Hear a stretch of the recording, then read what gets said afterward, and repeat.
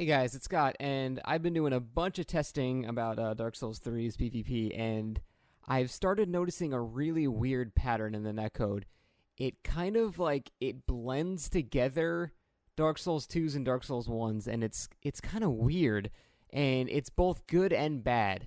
And I've seen a bunch of examples of this, but this is the only one I have recorded right now. I can definitely get a lot more to you as I keep playing, but I just started recording as I started noticing this. So, okay, in Dark Souls 1, when you would swing at somebody, their position would be entirely dependent on what you would see. Same thing in Dark Souls 2. Wherever you see the guy, that's where it kind of counts. In Dark Souls 1, when you actually swung, it checked twice to make sure on his screen he was actually in range. Then it calculated if you were going to actually hit him or not. In Dark Souls 2, it didn't care. It was only one-sided. If you hit him on your screen, it would count, but there was less latency as a result of that. In Dark Souls 3, all right, let me just show you what I'm talking about. In Dark Souls 3, so I'm going to swing at this guy right here. Now, look where he is right now. Keep that in mind. We're talking about Maru right here. And now look where I swing. I swing where he was about, a half a second ago, right? But then it hits him. And I've started noticing a trend here. It seems like position updates very differently in Dark Souls 3, where you can hit where they actually used to be, and you'll still hit them. I can't really explain how or why this happens yet, but this is like a really recurring thing. I have blatantly missed people before, but I started noticing I've been hitting where they used to be, and it still works.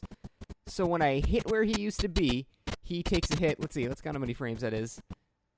So it would be in the ground. So it would be 1, 2, 3, 4, 5, 6, 7, 8, 9, 10. 10 frames. Not that bad considering he's from Japan. So, 10 frames, that equates to, a third of a second kind of. It's like 300 ms ping. That's really not that bad, especially for Japan. But it seems to have this trade-off of me being able to swing where they used to be, and it still counts as a hit. Now, this seems all bad, right? But it's not. It actually has a really cool side effect of changing how actual registration works to be more like a PvE single player.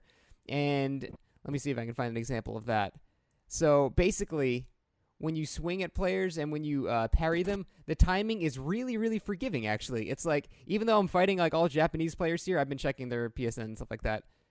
Here, let me see. All right, so right here. Let's just do this real quick. All right, so right here, this guy, I had the same type of delay. It was like 10 to 12 frames between damage, or actually hitting and then registering. All right, so when I actually parry this guy, it's weird. It's like a Dark Souls 2 parry here. I'll just actually play it. It's like the speed of a Dark Souls 2 parry. It's really fluid.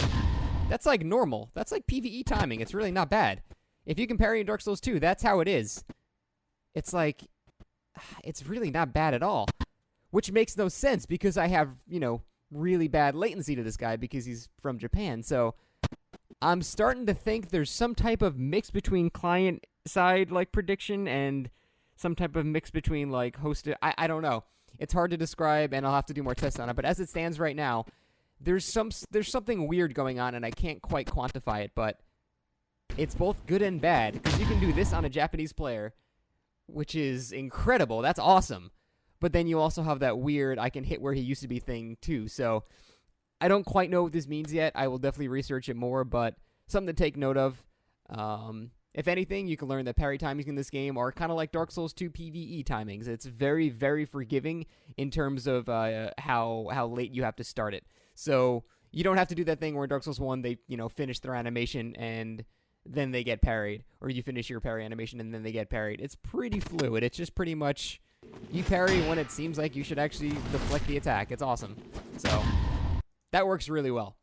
But we'll see how it goes with the rest of the weird thing. I don't quite know how to explain it yet, but I will definitely get to the bottom of it and figure it out for you guys. That's all for now. I am definitely going to go back to doing some more testing. Take it easy.